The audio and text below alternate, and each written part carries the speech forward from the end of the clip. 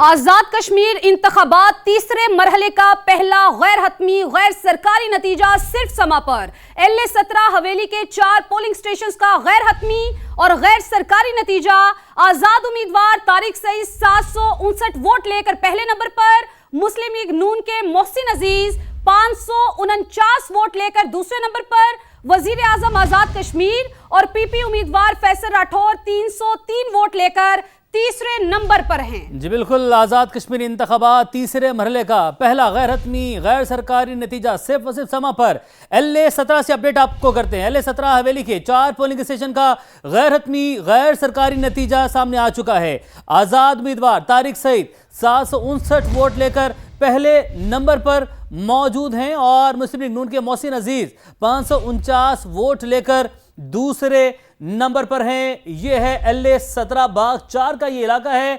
कुल polling station की तादाद है 190, जिनमें से 4 पोलिंग स्टेशन के नतायज हम आप तक पहुंचा रहे हैं। गैर हतमी गैर सरकारी नतायज हैं। बाग 3 LA-16 की बात करें तो यहां पर मीर अकबर जो है वो आगे हैं और कमरुज़्ज़मान खान उनसे पीछे हैं। बिल्कुल, एक और नतीजा LA-14 का, जहां पर टोटल पोलिंग स्टेशंस की अगर बात की जाए तो 214 है, जिनमें से 2 का गैर हतमी गैर सरकारी नतीजा सामने आया है।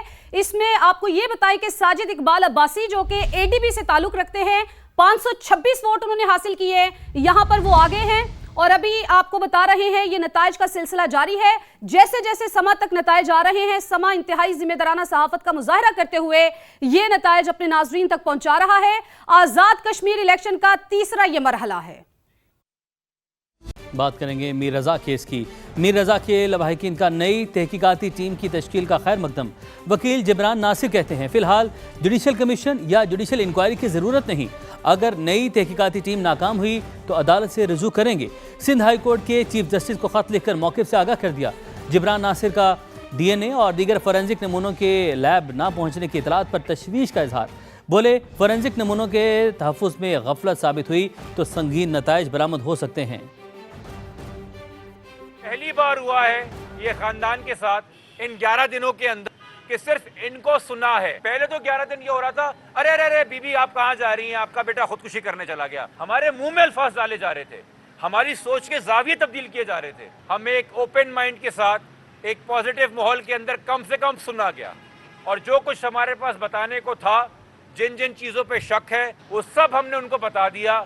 और अब ऑफकोर्स आने वाले 3 से 4 दिन बताएंगे कि जो 2.5 घंटे आज बैठ के हमने पुलिस को इन्फॉर्मेशन दी है और जो सवालात पुलिस के सामने रखे हैं वो अगले 3 से 4 दिन में क्या उनका कोई जवाब ले पाते हैं, ले आते कि नहीं ले आते। उसके बाद हम बेहतर पोजीशन में होंगे बताने के लिए कि हम पुलिस की कारकर्दगी से कितना भरोसा रखते हैं और कितने सेटिस्फाइड हैं। अभी हम नहीं समझते किसी जुडिशियल इंक्वायरी या कमीशन की ज़रूरत है। कमीशन की रिपोर्ट कितनी तफसीली क्यों ना हो, उसकी एविडेंशियरी वैल्यू वैसी ट्रायल में नहीं होती। अदलिया पे मुकम्मल एतमाद है। अगर ये इन्वेस्टिगेशन टीम भी कल फेल होती है और हमें मायूस करती है तो हम अदालत से खुद रुजू करेंगे। अगर कोई नमूने कल लिए गए और वो फोरेंसिक लैब नहीं पहुंच सके तो वो नमूने हैंड ओवर किए थे जो पिछले आईओ थे केस के, शबीर लगारी साहब और उनकी इन्वेस्टिगेशन टीम को। ये उस बात का जवाब वो देंगे कि नमूने उन्होंने बर वक्त क्यों नहीं पहुंचाए और अगर कहीं रखे हैं तो किसी टेम्परेचर कोल्ड जगह पे रखे हुए या उनको ज़ाया होने के लिए रखा हुआ है। प्लीज़ नोट, इस तरह की किसी भी किस्म का लाओबालीपना, कोई गफलत, कोई मैलिशियसनेस नजर आई, we will go after their careers, have no doubt about it.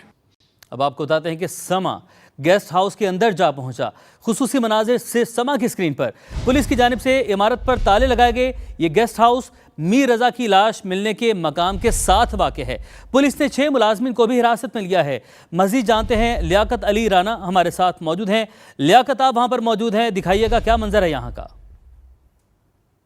जी, हम इस वक्त गुलिस्तान जौहर के उस गेस्ट हाउस के बाहर मौजूद हैं जहां पुलिस ने मीर रजा अली कत्ल केस के हवाले से छापा मारते हुए 6 मुलजमान को गिरफ्तार किया। आए हम आपको अंदर से ये गेस्ट हाउस दिखाते हैं। इस गेस्ट हाउस में ये देखें, ये कमरा है जहां इस वक्त अंधेरा है कमरों में। इसके साथ एक और बेड है, बेडरूम है, ये देखें। इसी के साथ एक मुंसलिक एक और बेडरूम नजर आ रहा है। ये यहाँ भी देखें, ये बेडरूम है एक, और इसके साथ ही एक तीसरा बेडरूम भी नजर आ रहा है। ऊपर एक बिल्कुल एक दूसरे से मुंसलिक बेडरूम्स हैं। मजमूई तौर पर अब तक मीर रजा अली के कत्ल केस के बाद, कत्ल के वाक़े के बाद 21 मुलजमों को गिरफ्तार किया गया है, जिनमें से 6 मुलजमान इस गेस्ट हाउस के मुलाजिम शामिल हैं। जी समा पहुंचा उस मकाम के साथ जो मौजूद है गेस्ट हाउस, और वो मंजर हम लोगों ने आपको दिखाया है। अब आपको बताएं कि मीर रज़ा कत्ल केस की तहकीकात के लिए कायम नई कमेटी का पहला इजलास खत्म हो गया। मकतूल के वालिदैन और वकील जिब्रान नासिर टीम के सामने पेश हुए। इजलास 5 घंटे जारी रहा। पुलिस अफसरान ने अब तक की तफ्तीश से आगाह किया। मजीद जानते हैं DIG crime and investigation office के बाहर मौजूद है समा के नुमाइंदे खुर्शीद आलम से। खुर्शीद, बताइएगा। आज काफ़ी नई डेवलपमेंट ये सामने आई है कि नई तहकीकाती टीम ने न सिर्फ अपने काम का आगाज़ किया, तफ्तीश का आगाज़ किया, बल्कि 2 अफसरान ने आकर गुज़िश्ता की जो तफ्तीश थी और जो तहकीकात हुई थी उस हवाले से ब्रीफिंग दी। SSP ईस्ट ज़ुबैर नज़ीर और SIU के SSP समीउल्लाह सुमरो आए और आकर पौन घंटे तक यहाँ नई तहकीकाती टीम को ब्रीफ़ किया और उसके बाद वापस गए। 2:30 बजे के लगभग मकतूल अली रज़ा के जो वालिदैन हैं वो यहाँ पर आए, उनके वकील आए और तकरीबन 2.5 घंटे तक उनका भी मौक़िफ़ सुना गया। उनसे भी कुछ चीज़ें मालूम की गई। उनका ये कहना है कि उन्हें उम्मीद है कि नई जो टीम है वो अपना काम करेगी और आइंदा चंद रोज़ के बाद जो अब तक रिज़ल्ट सामने आएगा उस हवाले से फिर उसके बाद ही वो अपना मौक़िफ़ बयान कर सकेंगे। जी। अपोजिशन लीडर महमूद खान अचकज़ई ने वज़ीर-ए-आज़म शहबाज शरीफ को ख़त लिखकर चीफ इलेक्शन कमिश्नर और इलेक्शन कमीशन के 2 अरकान की फौरी तकर्री का मुतालबा कर दिया। मालूमात हासिल करते हैं नुमाइंदा समा उस्मान खान हमारे साथ मौजूद हैं। उस्मान, बताइएगा क्या मुतालबा किया गया है? जी देखिए, वज़ीर-ए-आज़म को ये खत लिखा गया जिसमें अपोजिशन लीडर की जानिब से कहा गया कि चीफ इलेक्शन कमिश्नर समेत सिंध और बलूचिस्तान के जो अरकान हैं उनकी मुद्दत 26 जनवरी 2025 को मुकम्मल हो चुकी है। अहम आईनी ओहदों को फौरी तौर पर पुर करना इलेक्शन कमीशन के तसलसल, आज़ादी और साख के लिए ज़रूरी है। इलेक्शन कमीशन के अहम ओहदों पर तकर्री में ताख़ीर जो है वो तशवीश का बाइस है। इतना महमूद अफसर ने वज़ीर-ए-आज़म से आईनी जिम्मेदारियाँ फौरी तौर पर पूरी करने का मुतालबा किया है और तैनाती के लिए फौरी कार्रवाई की जाए। ये खत में कहा गया इलेक्शन कमीशन की मौसर फ़ालियत और इतारा जाती तसलसल के लिए खाली ओहदों पर फौरी तकर्री ज़रूरी है, जिसके लिए अपोजिशन लीडर की जानिब से वज़ीर-ए-आज़म को खत लिखा गया और चीफ इलेक्शन कमिश्नर और इलेक्शन कमीशन के 2 अरकान। बहुत शुक्रिया, आपने अपडेट किया उस्मान।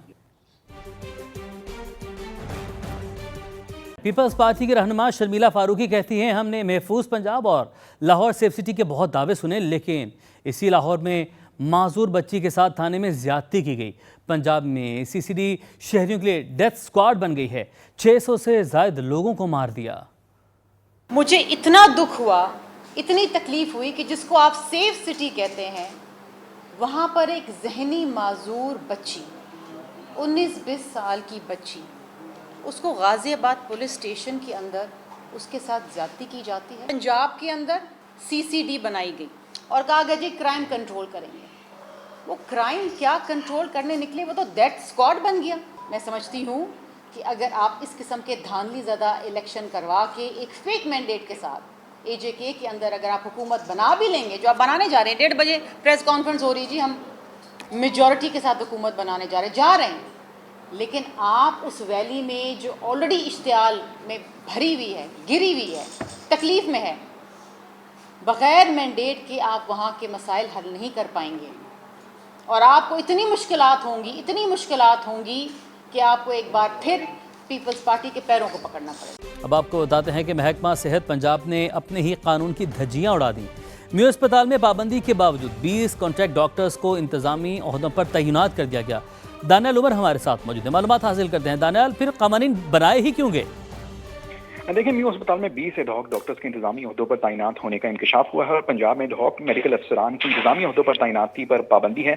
महकमा सेहत का अपना ही कानून है कि एडहॉक मेडिकल अफसरान को डिप्टी मेडिकल सुपरिटेंडेंट या एडिशनल मेडिकल सुपरिटेंडेंट तैनात नहीं किया जा सकता और तमाम तिब्बी इदारों को ये मरासला 20 साल पहले ही किया हुआ है। लेकिन अब इस बात का इंकशाफ हुआ है कि म्यू अस्पताल में ही 15 मुख्तलिफ DMS के ओहदों पर एडहॉक डॉक्टर्स तैनात हैं।